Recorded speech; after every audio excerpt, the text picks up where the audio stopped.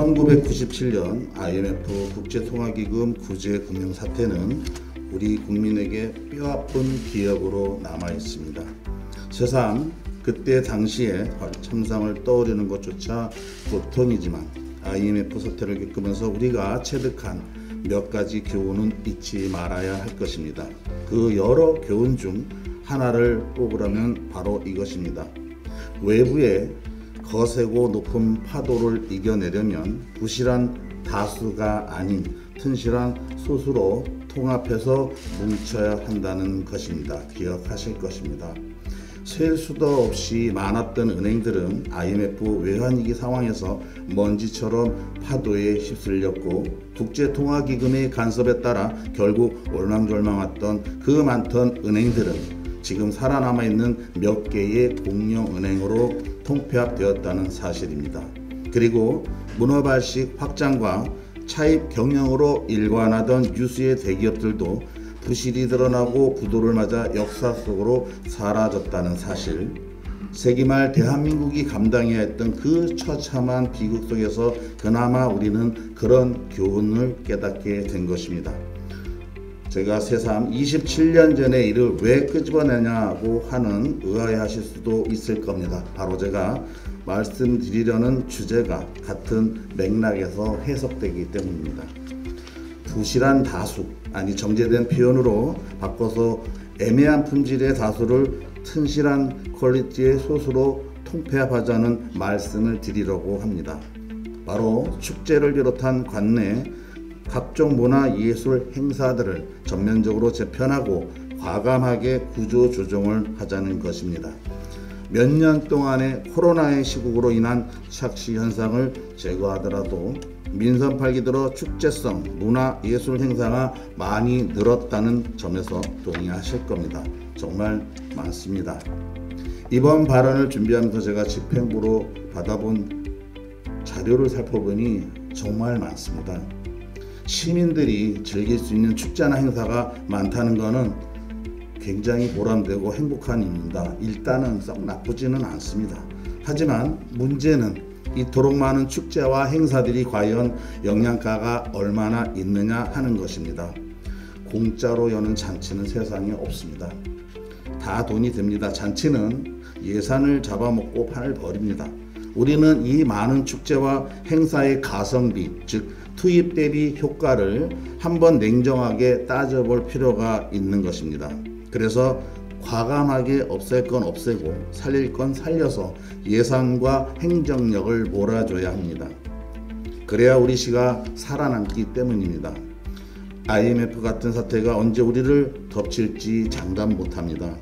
지방재정 파탄 위기에는 눈이 없습니다. 우리 시만 피해간다는 보장이 없습니다.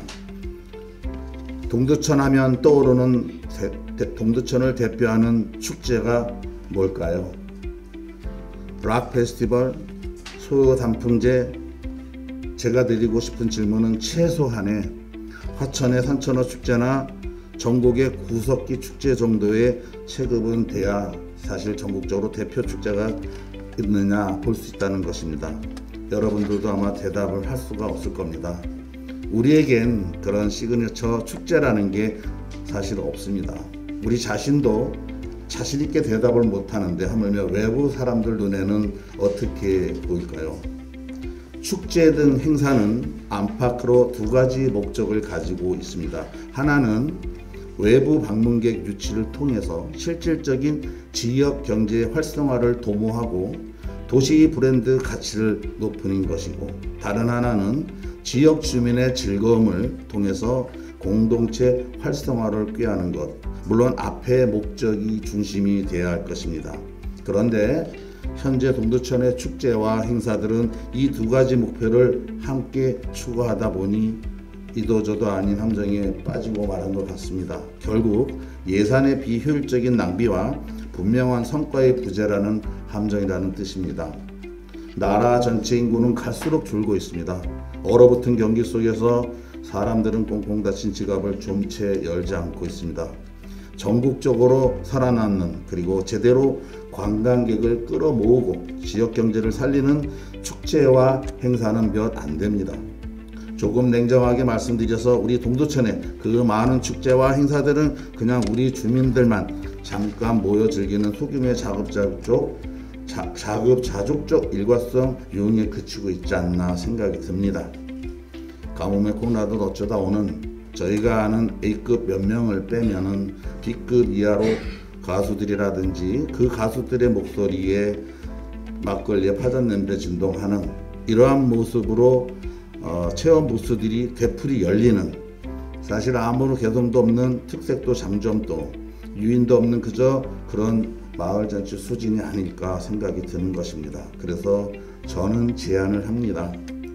서바이벌 방식 내지 리그제, 치열한 경쟁 시스템을 통해서 관내 축제와 행사들을 도입하자는 말씀입니다. 모든 축제와 행사들에 대해서 객관적 성과 지표를 설정하고 냉정하고 합리적인 성과 평가를 통해서 살릴 것만 살리고 버릴 건 과감히 버리자는 것입니다.